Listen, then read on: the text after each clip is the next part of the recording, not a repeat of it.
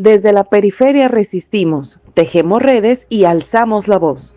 Esto es Flores Rebeldes, historias de lucha y resistencia de mujeres activistas. CIMAC Radio presenta Flores Rebeldes, voces de la periferia. CIMAC Radio presenta Flores Rebeldes, voces de la periferia.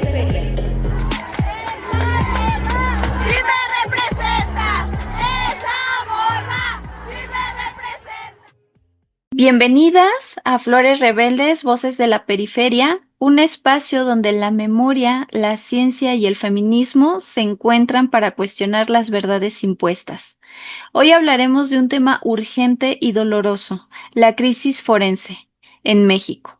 El papel de las mujeres en las ciencias forenses y la disputa entre la verdad científica y la llamada verdad histórica que el Estado intenta imponer. Nos acompañan integrantes de la colectiva La Wiccan Forense, una colectiva feminista que ha puesto el cuerpo, la ciencia y la ética al servicio de la justicia. Las presento. Primero, la compañera Ana Luisa Ávila Islas, que es activista feminista separatista, hija, obrera y perita criminalista con perspectiva de género, derechos humanos e interseccionalidad. Ella es egresada de la Universidad Tecnológica de Tulancingo desde el 2019. Es fundadora de la colectiva La Wiccan Forense en el 2020 y de la Red Criminalistas con Perspectiva en 2024. Ella es investigadora independiente con amplia trayectoria en universidades públicas y espacios académicos nacionales. Ha sido asesora externa en temas de violencia feminicida, derechos de mujeres, niñas y adolescentes en organizaciones civiles, congresos locales e instituciones públicas. Es autora de capítulos clave sobre perspectiva de géneros en la investigación criminalista y deuda forense. Actualmente se desempeña como perita criminalista en una institución de investigación de la misma índole. También nos acompaña Mariana Galindo, que ella es mujer feminista y lesbiana, ingeniera ambiental por la UAM, abogada por la UNAM y psicóloga por el IPN. Actualmente cursa la maestría en Planeación y Políticas Metropolitanas en la UAM y es coordinadora general de Mujeres Talentosas MX, Asociación Civil Feminista, sorora y segura que acompaña a mujeres en procesos académicos, laborales, personales y de investigación. Ella brinda asesoría legal y forma parte de la Wiccan Forense desde el 2023, participando activamente en la difusión del trabajo de las mujeres en las ciencias forenses. Mariana, Ana, bienvenidas, este es su programa. Muchas gracias por la invitación. Gracias por el espacio. Muy bien, pues haciendo introducción a este tema y sobre todo para las mujeres que nos escuchan, me gustaría comenzar preguntándoles, ¿cómo surge la colectiva Wiccan Forense? ¿Qué las motivó a organizarse como mujeres dentro del ámbito de las ciencias forenses? Bueno, si gustan yo inicio, perdón por tener la cámara apagada, pero el internet se puso muy patriarcal, entonces para evitar cortes. Principalmente fue en los inicios de la pandemia, entre el 2019, cuando apenas estaba empezando a sonar, antes que nos encerraran en una cuarentena que no fue cuarentena, en el 2020, cuando pude estar identificando a finales de 2019 las cuestiones patriarcales de las instituciones, principalmente también de la salida de mi universidad al trabajo. Fue muy curioso, conseguí trabajo de una manera muy rápida en una asociación civil a los 2 meses de haber egresado y ahí aprendí otra visión que a veces las universidades no te enseñan, cómo las ciencias forenses, principalmente yo que soy criminalista, cómo podemos laborar desde una visión más humana, porque nos llegan a enseñar principalmente la visión institucional para ingresar a fiscalías, ingresar a investigaciones gubernamentales. Entonces fue un choque muy fuerte.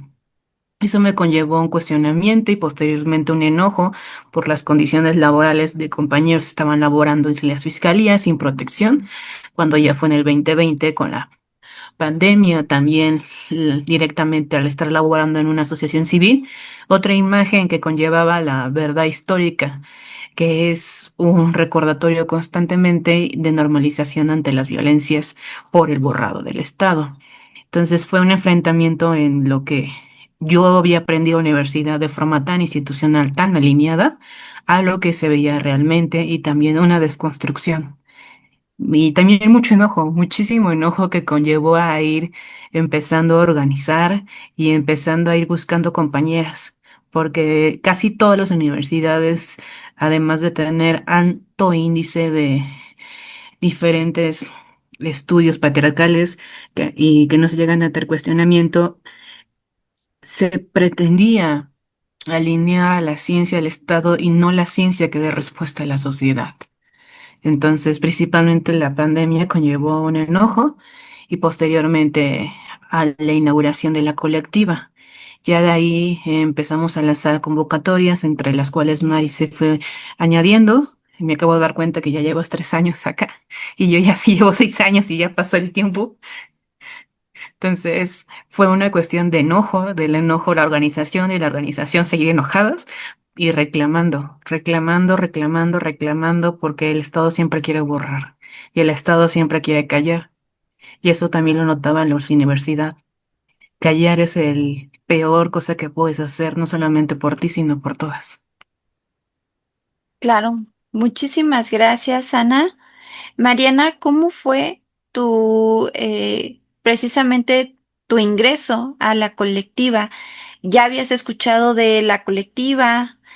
¿Cómo llegaste y cómo fue tu experiencia para iniciar? Es curioso porque yo conocí a la Wiccan Forense a partir de una invitación para un live para hablar de el otro proyecto que tengo y, y se dieron varias colaboraciones. Y estuvimos un par de años haciendo algunos eventos y creando algunas actividades hasta que Ana me dijo como, bueno, pues puedes estar acá si quieres. Vi también la convocatoria, le pregunté em, y ya fue que finalmente en 2023 entré y ahí hemos hecho algunos proyectos y hay tantas ideas, pero a veces no nos da tanto el tiempo, pero es bastante importante el trabajo que se hace ahí. Excelente. Con todo esto, ¿cuál es el papel que desempeñan hoy las mujeres, o al menos desde tu visión, que desempeñan hoy las mujeres en las ciencias forenses y qué barreras estructurales han identificado dentro de estos espacios científicos y profesionales? Bueno, como decía Ana, desde la formación académica hay un montón de barreras estructurales y simbólicas y culturales y sociales en donde se enseña a las ciencias forenses desde estos teóricos que en ningún momento pusieron a la categoría del género como algo importante y que justamente se tenía un sesgo al respecto. Al estar hablando de ciencias forenses hechas y estudiadas por mujeres, se abre un espacio para la problematización de no solo de cómo se enseñan las ciencias forenses, sino también cómo se aplican y cómo se ¿cómo cómo impacta la investigación de algunos presuntos hechos delictivos o de algunas situaciones que ameritan la participación de las ciencias forenses en, en poner estas características de género, de clase y todas estas que atraviesan a todas las personas y sobre todo tomando en cuenta las em, pues las líneas que hay que seguir conforme a organismos internacionales de derechos humanos y también nacionales, en donde se habla de una perspectiva de género, pero también interseccional. Y, y el que estén las mujeres en ello precisamente hace que todo ello se vaya mencionando y exigiendo y que se vaya borrando poco a poco este sesgo de género, aunque para eso todavía falta mucho. Claro. Muy bien. Bajo esta perspectiva, y desde su experiencia, ¿por qué es indispensable incorporar la perspectiva de género en la investigación pericial y qué consecuencias tiene para las víctimas cuando esta perspectiva no se aplica? Bueno,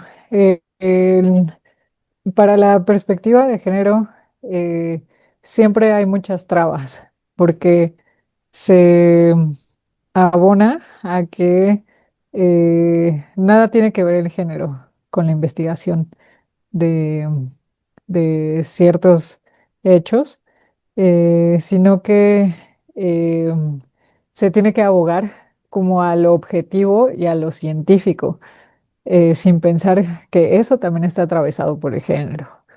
Claro. La perspectiva de género no es un privilegio, no es una, eh, una opción, no es opcional, sino que es algo que se tiene que implementar sí o sí en cualquier tipo de investigación, porque hay que recordar que hay una violencia histórica y precisamente estructural hacia las mujeres, hacia las niñas, hacia los niños, hacia estas poblaciones que no entran dentro de lo hegemónico y de quienes tienen mayoritariamente el poder. Em, Al incorporar también la perspectiva de género, se mira más allá de lo que em, se puede tener objetivamente en algo que se está investigando, en estos indicios, en estos casos, porque hay una mirada mucho más integral que nos hace entender que eh, pues tan solo el sistema patriarcal funciona como un sistema y que hay que mirar no solo en un hecho aislado, sino más bien qué nos está diciendo una forma de, por ejemplo, ejecutar algunos hechos delictivos, en cuestiones geográficas en donde se dan más, eh, eh, con qué materiales se ejecutan, y todo eso nos empieza a hablar de cómo va funcionando este sistema. Ana, tú, desde tu experiencia, desde tu perspectiva, ¿cómo tú ves que se incorpora esta perspectiva de género en la investigación pericial? Es distinto lo escrito, lo establecido por asociaciones civiles y lo que se llega a presentar en las instituciones públicas para dar respuesta ante un hecho violento. Las asociaciones civiles han sido la punta de lanzas para reclamos sociales y también un señalamiento. Las colectivas han sido el punto de lanza.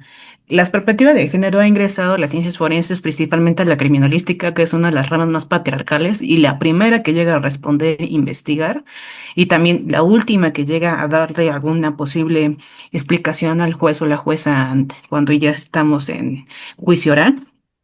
Entonces, es complicado. Las asociaciones han mencionado todo lo que se ha cometido desde destrucción de indicios, destrucción de cuerpos, también señalamientos ante omisiones, violaciones a derechos humanos por omisión, acción o hasta aquiescencia de servidores públicos. Entonces, todo lo malo lo ha estado señalando asociación civil. Las madres, los padres, los familiares, las y los colectivos. Entonces, su avance es mucho mayor de lo que se lleva a implementar en la institución pública. Y también algo académico que llega también a basarse, o en su caso, principalmente criminalística, que refiere que no científico, cuando la metodología con perspectiva de género es una metodología que es totalmente científico, que ya se ha ido modificando esa idea, porque anteriormente estaban muy necios a no querer implementarla, porque referenciaban que no era perspectiva. Esto ha ido cambiando los últimos 2 años por los reclamos principalmente de los movimientos feministas y de las compañeras. Muy bien. Entonces, la academia ha tenido una abertura conceptual, principalmente INACIPE, INCIFO, que han estado señalando las obligaciones, pero se han señalado ese tipo de cosas por las asociaciones civiles, por las madres, por la presión social. Entonces fue forzosamente que la academia empezara a jalar las orejas de una forma más presente a las instituciones, aunque ya lo estaban haciendo la chamba directamente las asociaciones y los familiares. Y el bajarlo ya en una investigación pública es muy distinto. Hay 32 protocolos, esos 32 protocolos, algunos parecen Biblias con ciento y tantas hojas y otros parecen 5, pero que llegan a estar recitando lo mismo. ¿Qué pasa?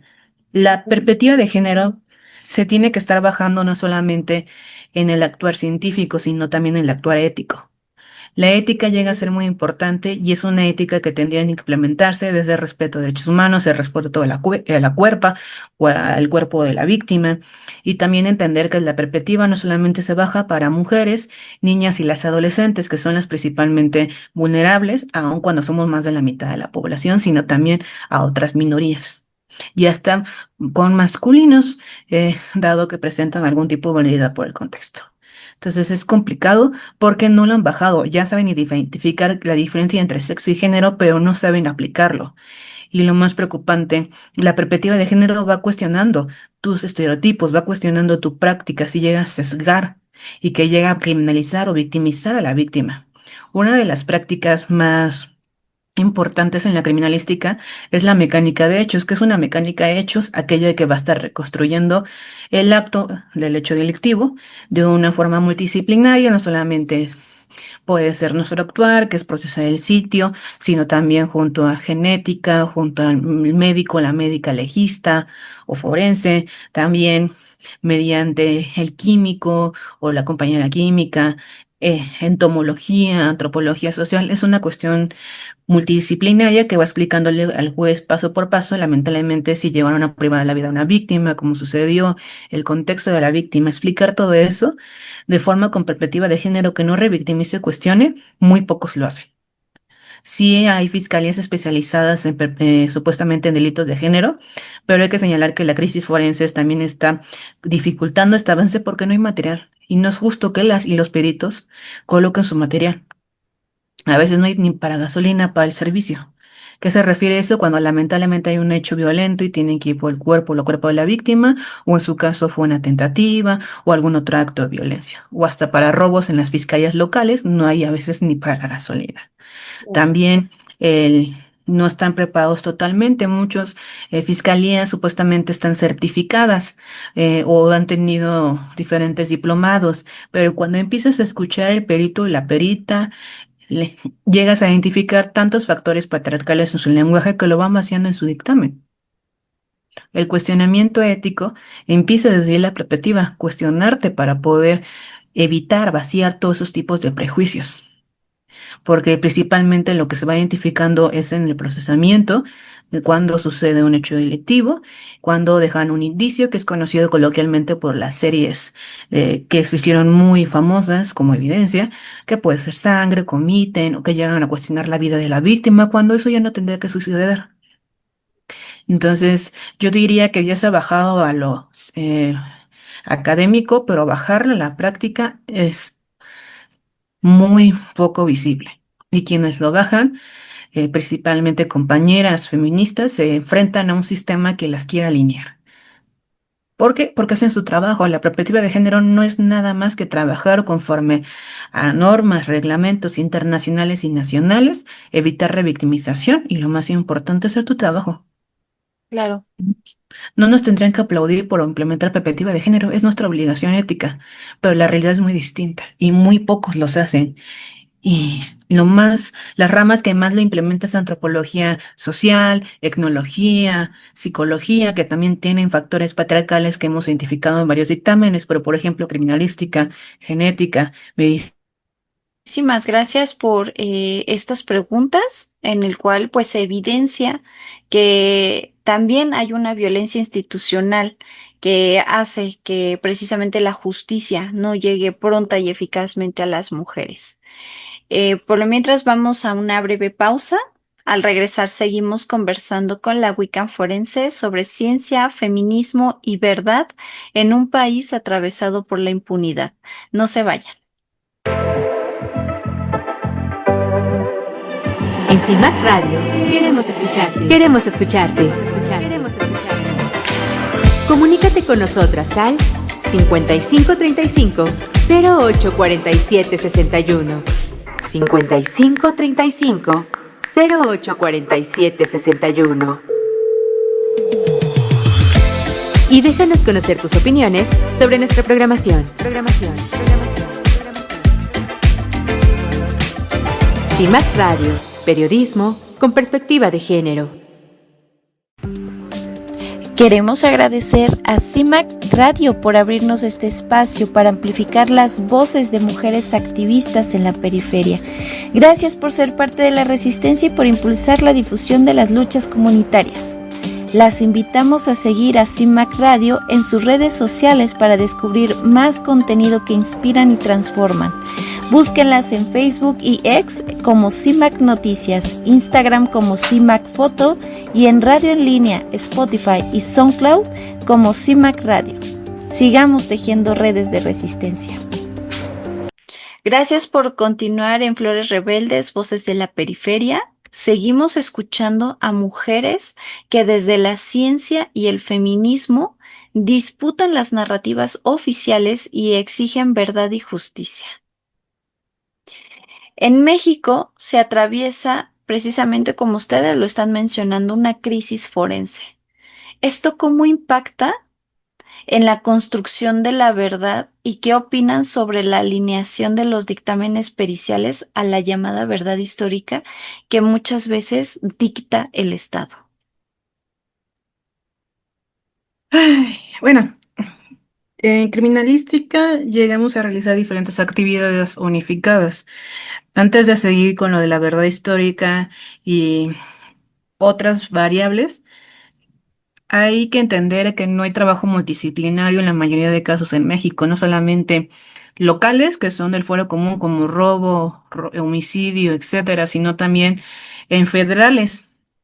Es muy raro encontrar un trabajo multidisciplinario a tiempo, forma y de manera de perspectiva de género. Esto porque se conlleva a cuestiones de ética que llega a ser patriarcal o que llega a tener una alineación, también por características de recursos y también por egocentrismo que se presenta muchos en las áreas de ciencias forenses. También por la cuestión de institucionalización. ¿Y esto por qué me conlleva?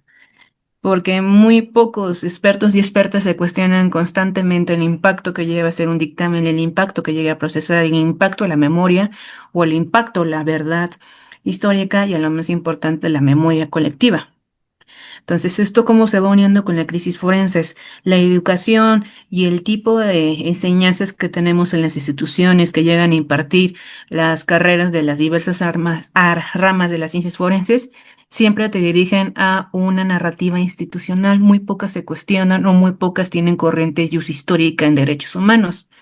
Esta corriente te dice, las luchas sociales han conquistado los derechos humanos. El feminismo ha conquistado en esta última ola el derecho al decidir, el aborto legal. También otros derechos que también lamentablemente se tienen que estar constantemente protegiendo, como el derecho a la vida digna, el derecho al agua, etcétera. Y el derecho a la verdad y a la justicia son uno de los más complicados en el país. ¿Por qué? ¿Quién te los tiene que proporcionar? El Estado. ¿Y quién tiene que dar todas las herramientas del Estado? ¿Y quién llega a condicionar las herramientas del Estado? Entonces, no tenemos ese cuestionamiento, ese chip. Y también la institución te va encasillando para que seas un molde, para entregar dictámenes como si fueras cadena. Entonces, es siempre estar cuestionando nuestras actividades, porque también esa alineación lleva desde el inicio del crecimiento de un perito o una perita en las diferentes ramas. Y esto en la verdad histórica es en la praxis. Si yo no me cuestiono de lo que estoy haciendo está mal y simplemente lo hago para que el servicio, la investigación salga rápida, tenga números, me estoy alineando y estoy omitiendo un derecho humano. El derecho humano que todos sepamos qué sucedió y esto afecta a una memoria colectiva. Un ejemplo son el caso de los 43 compañeros, el caso también de las compañeras de Atenco, el caso de la compañera Irina Buendía que luchó hasta que la verdad histórica de su hija fue reconocida, Mariana Lima, que fue privada de la vida por su expareja que era un servidor público. Y esa alineación también se lleva conllevado a violaciones, que puede ser borrar indicios, desaparecerlos, etcétera, que en la bodega se echan a perder. Y esto es una cadena que va conllevando dificultad para esclarecer. Entonces, con esta cadena de pérdida de información se conlleva a una omisión y a la alineación de la narrativa del Estado que siempre va a convenir a clases privilegiadas. En palabras cortas, al no tener preparación, al no tener material y al tener personal alineado, que solamente siempre se les recuerdan que son números y no se les recuerda que son personas que pueden ser afectadas constantemente o que su actividad afecta, lleva una cadena de omisiones y lo más peligroso, a que la narrativa de lo que diga el Estado es la verdad, aunque todos sepamos que lo que dicen es totalmente incoherente. De esta manera, con su visión, ¿de qué manera el trabajo forense con enfoque de género contribuye realmente a la verdad, la justicia y las garantías de no repetición, especialmente en casos de violencia contra las mujeres y sobre todo los feminicidios? Cuando se hace un trabajo pericial, se hace desde la demostración de que se tiene expertise en el tema. Em, y cuando se hace por mujeres que son peritas y que además conocen sobre derechos humanos, sobre perspectiva de género, eso hace que se vayan aclarando cosas del caso. O sea, hay que recordar que lo pericial entra en las pruebas en un proceso legal.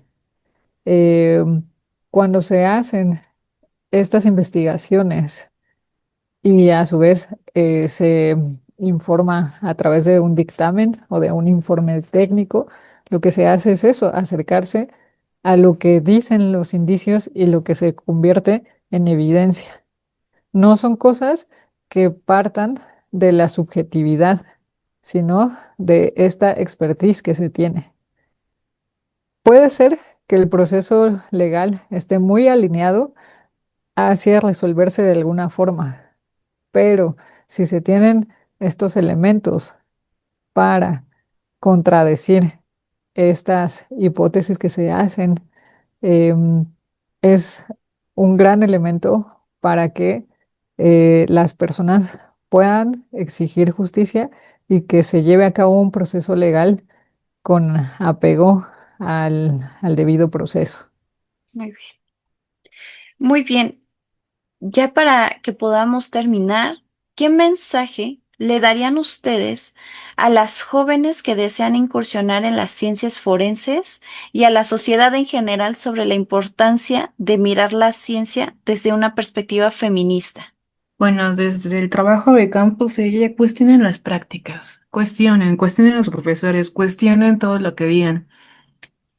Siempre señalen que los derechos humanos no tienen que estar condicionados, el derecho a saber qué pasó, cómo sucedió, dónde sucedió y que la sociedad identifique que los actos violentos son constantes y que tenemos que trabajar no solamente en prevención, sino también en desconstrucción.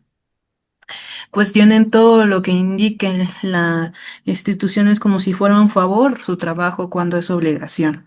No aplaudamos el mínimo, exijamos. Y también si ya tienen sus diferentes protocolos, no solamente sería exigirlo, sino ir teniendo un avance que en verdad sea sustancial, más allá de una certificación de género o un curso de género que se identifique los violentadores adentro de las mismas instituciones, los que llegan a acosar, los que llegan a condicionar plazas. También aquellos que llegan a estar sacando fotos, que llegan a revictimizar la memoria de la víctima, como pasó con la compañera Ingrid, cuando se fue lamentablemente privada de la vida, cuando se pierden indicios, cuestionar, reclamar, protestar y unificar y colectivizar para hacer enfrente. También lo más importante, a las compañeras de diferentes universidades y diferentes ramas ciencias forenses, recuerden colectivizar porque es el mayor factor para poder no rendirse, porque te van a estar señalando, exponiendo constantemente para que evites levantar la voz. La rabia se transforma uniéndose y colectivizando, porque te van a querer no solamente decir que estás mal, sino también conllevar a actos violentos. ¿Cómo qué? Como prácticas que tienen que estar totalmente abolidas, chistes de cuerpos o de cuerpos cuando estamos en necropsia, fotografías que se llegan a difundir, pérdidas de indicios, cuando dicen que por qué es feminicidio o no homicidio, cuando no identifican el impacto de la violencia de género, cuando señalan que están perdiendo derechos, cuando simplemente estamos reclamando una vida digna, libre de violencia, cuando se están señalando los violentadores adentro de las instituciones, de las academias. Eso cambia, cambiar toda la fuerza y todos los espacios, tomar los espacios, no pedir permiso, tomar la voz, tómela. Tome las instalaciones si son necesarias, pero nunca llegan a evitar nombrar todas las deudas. Si no nombramos deudas, si no nombramos a nuestras compañeras, esto se va a estar repitiendo otra y otra vez y aumentando. Los números que están colocando actualmente en las instituciones que dicen que están bajando los feminicidios, sabemos totalmente que es negativo y que los están colocando como otro delito y ese impacto lleva a crear una idea que la violencia de la mujer ha disminuido cuando simplemente la ocultan. El ocultamiento en las investigaciones, el ocultamiento a saber qué sucedió con nuestras compañeras es el verdadero borrado. Y nuestras palabras y lo más importante, la organización evita ese borrado. Muchísimas gracias, Ana. Mariana, ¿tienes algún mensaje que quisieras decirle a las mujeres que nos están escuchando? Sí, que a pesar de que se han popularizado las ciencias forenses, lo cierto es que sigue existiendo esta persecución a las personas quienes exigen que se lleve a cabo el trabajo a partir de una perspectiva de género, em, y que precisamente como dice Ana, hay muchas personas que se van a oponer a esto, pero también hay personas que seguramente van a resonar con ustedes, que desafortunadamente no van a poder aprender todo esto en las instituciones académicas, que hay que acercarse a otro tipo de instituciones o de organizaciones.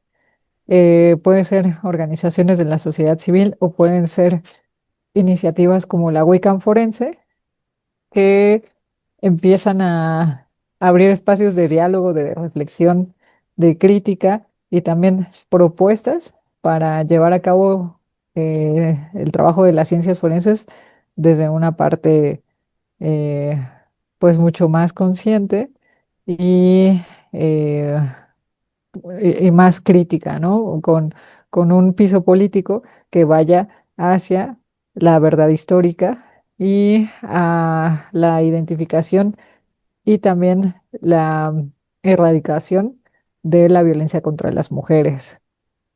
Entonces, puede ser que se desanimen en algún momento, pero allá afuera hay otras mujeres que lo están haciendo y que institucionalmente siempre se encontrarán con personas que se burlen, que critiquen, que digan que eso no sirve de nada, que eso es pura moda, pero hay un montón de material, ya sea oficial o que lo hacen las propias colectivas, que seguramente pueden consultar y que desde ahí pueden ir construyendo su práctica en torno a las ciencias forenses.